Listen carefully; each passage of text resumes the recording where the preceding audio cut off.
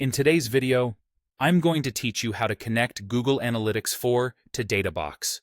By the end, you'll have your GA4 data flowing safely into Databox so you can start building dashboards and tracking performance with confidence.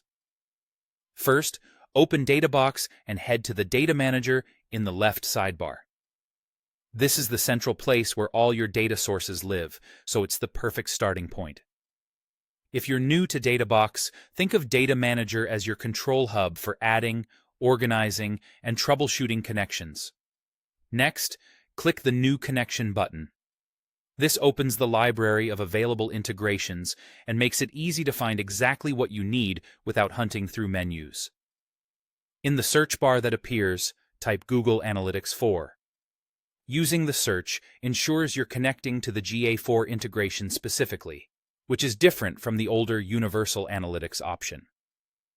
When you see Google Analytics 4 in the results, click the green Connect button next to it.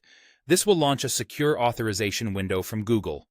If you manage multiple Google accounts, make sure you choose the one that has access to the GA4 property you want to use. It's common to be logged into more than one account in your browser, so take a second to confirm you're selecting the correct one. In the authorization window, review the access request.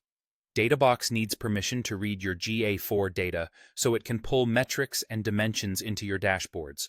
This doesn't allow Databox to change anything in your analytics account, it's read-only access. If prompted, you may be asked to select the specific GA4 property or properties you want to allow. Confirm your choices, then click Allow to grant access. After you approve the connection, you'll be redirected back to Databox. You should now see Google Analytics 4 listed in your Data Manager among your connected data sources. That's your confirmation that the link is active and ready to use. If the Google sign-in window didn't appear, check your browser's pop-up settings and allow pop-ups for Databox.